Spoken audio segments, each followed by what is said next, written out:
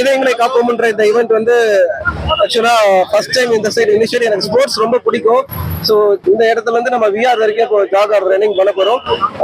இப்போ இருக்கிற காலகட்டத்தில் இந்த ஸ்ட்ரெஸ்ஸோ இல்லை ப்ரெஷரோ எதுவும் நம்ம இதயத்துக்கு விடாம நம்ம அதை ஸ்போர்ட்ஸ்ல மாற்றி எல்லா ஆரோக்கியத்துடனும் உடல் ஆரோக்கியத்திலும் வாழ நான் வந்து வாழ்த்து சொல்றேன். ரப்பர் பந்து பயங்கரமா ரிலீஸ் ஆகி சூப்பரா போயிட்டு இருக்கு. ஜனங்க கொடுத்த அன்பு வந்து பெரிய எனர்ஜி கொடுத்துருக்கு. அந்த எனர்ஜில தான் இப்போ நான் ஓட வந்திருக்கேன். ஒர்க் பண்ணுவோம். வணக்கம்.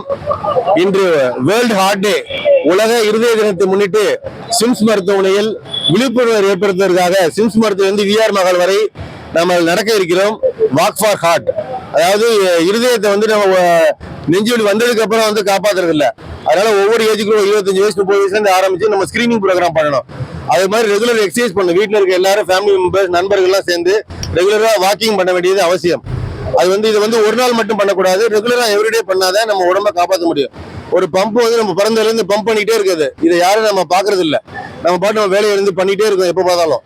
அதனால அந்த பம்புக்கு வந்து ஒரு சப்போர்ட் பண்ணணும். அந்த பம்புக்கு வந்து இந்த மாதிரி பிபிங்கிற ஒரு விஷயம் இருக்கு. பிபியை கண்ட்ரோல் பண்றது, கொலஸ்ட்ரால் கண்ட்ரோல் பண்றது, சுகர் கண்ட்ரோல் பண்றது, இதெல்லாம் ஸ்கிரீனிங் பண்ணிட்டு நம்ம எக்ஸசைஸ் இம்ப்ரூவ் பண்ணாத நம்ம ஹார்ட்டை காப்பாற்ற முடியும், நம்ம குடும்பத்தை காப்பாற்ற முடியும். இந்த வேர்ல்டு ஹார்ட் டேல வந்து விழிப்புணர்வு ஏற்படுத்துறது மட்டுமல்ல, ஒவ்வொரு மாசமும் இதுக்கான ஸ்கிரீனிங் ப்ரோக்ராம் இருதய சம்பந்தமா பிபிக்கு பண்றோம், கொலஸ்ட்ராலுக்கு பண்றோம். லாஸ்ட் போன வாரம் கூட அயோட்டி கண்டுபிடிச்சதுக்காக பண்ணியிருந்தோம். ஒவ்வொரு ஏஜ் குரூப்புக்கும் டிசீஸ் இந்த மாதிரி பண்றோம். இதை விழிப்புணர்வு மக்களுக்கு கொண்டு செல்ல வேண்டியது நம்பிக்கை. சார், இப்போ வருஷம் அதிகமாயிட்டு இருக்கு, அதிகமாயிட்டே இருக்கு. அதாவது டயட், நம்மளுடைய எக்ஸசைஸ் பண்றதுல ரொம்ப டயட் ஹேபிட் மாறிடுச்சு நிறைய பேர்.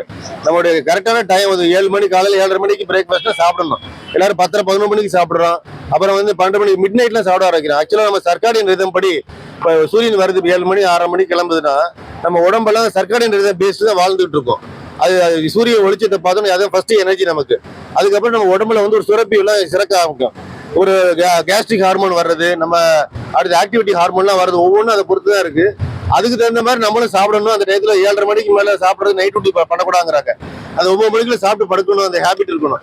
நம்ம வந்து டோட்டலா நம்ம ஒர்க்கிங் ஹேபிட்டே மாறி போய் அந்த இதை மறந்துட்டு வேற டயத்துல சாப்பிடுறோம், வேற டயத்துல படுக்கிறோம்.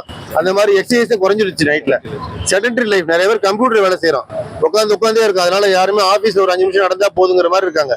இப்போ ஒரு 60% பாப்புலேஷன் பாத்தீங்கன்னா கார்ல போறது, லிப்ட்ல போறது, எங்கேயுமே நடக்கிறதே ரொம்ப குறைஞ்சிருச்சு.